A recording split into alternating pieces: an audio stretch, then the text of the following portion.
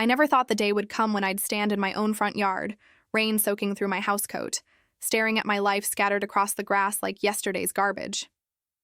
My wedding album face down in a puddle. The cedar box my husband carved the year Emily was born, lid cracked open, his war medals glinting in the mud. And there, taped to the splintered rocking chair I nursed both my boys in, a single sheet of pink paper flapping, "It's trash!" in Sarah's perfect cursive. My daughter-in-law's handwriting. The same hand that once accepted the diamond earrings I saved 3 years to give her on her wedding day. If you're watching this, stay with me, because what happened next changed everything. And it might just save you from making the same mistake I almost did. Giving until there's nothing left but echoes. My name is Margaret Rose Callahan, but the neighborhood kids still call me Grandma Maggie. I'm 68, widowed 12 years, and for the last 30 I've lived in the same yellow clapboard house on Maple Lane, where the porch swing creaks like it's telling secrets. That morning started ordinary enough. I woke before the birds, the way I always do, slipped my feet into the fuzzy slippers Tom bought me our last Christmas together, and padded to the kitchen. The linoleum was cold. November always sneaks through the cracks.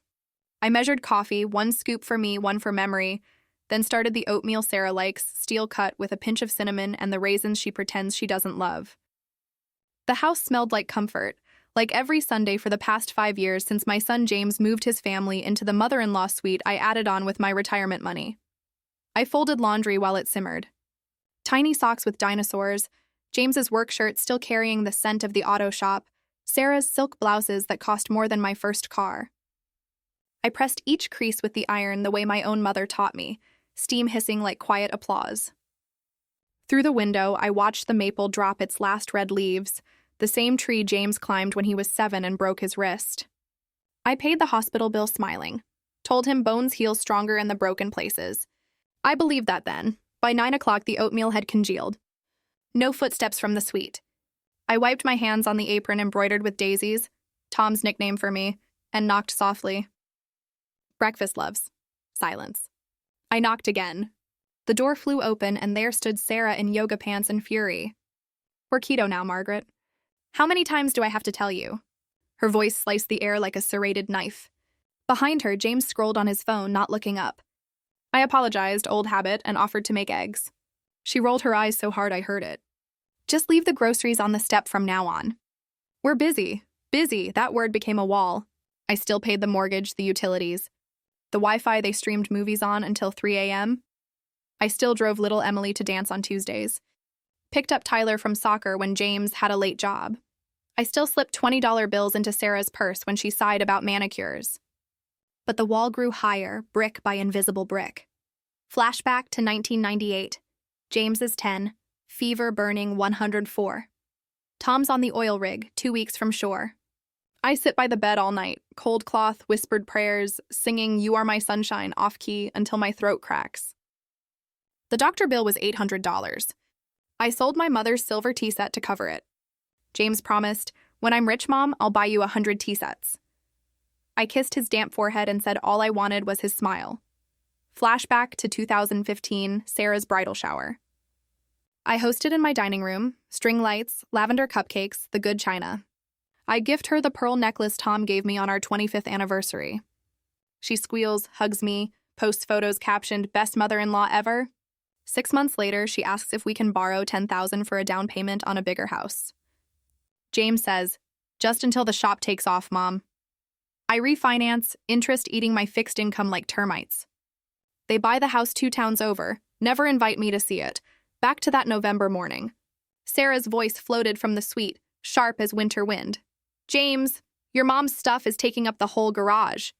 We need space for the Peloton." I stood in the hallway holding a basket of their clean towels, heart thumping against my ribs like a trapped sparrow. James mumbled something I couldn't catch. Then the side door banged, and I watched through the window as they hauled box after box, my boxes, into the yard. My high school yearbooks. The quilt I sewed from Tom's old flannel shirts. The Christmas ornaments the boys made in kindergarten. Glitter still clinging like stubborn hope. Each thud on the grass was a small death. I walked outside barefoot, frost biting my soles. "Sarah, honey, those are—" She cut me off, arms crossed, cheeks flushed with triumph. "They're clutter, Margaret." You said we could use the space. James wouldn't meet my eyes. Rain started, soft at first, then harder, turning the lawn into a swamp of memories. Sarah taped her pink note to the rocker and smirked. You can pick it all up later. Or don't. It's trash. She slammed the door. The lock clicked like a period at the end of a sentence I never agreed to write. I stood there until my nightgown clung transparent, and my fingers turned blue. Neighbors' curtains twitched, but no one came out. I was alone with the wreckage of 68 years. Something inside me, maybe the last shard of pride, snapped clean. Not with noise. Not with screaming. Just a quiet, cold click, like the safety on a gun. That night, I didn't sleep. I sat at the kitchen table under the glow of the daisy lamp and made a list. Bank accounts. Deed to the house, will, life insurance. Every document I'd signed over the years with a smile and a whatever you need, sweetheart. I brewed chamomile, steam curling like ghosts of conversations we should have had. At 2:17 a.m., I called my lawyer, Ellen, the only person who still answered on the first ring. I want everything back in my name only, I whispered. And I want it quiet. Ellen didn't ask why. She just said, meet me at 9.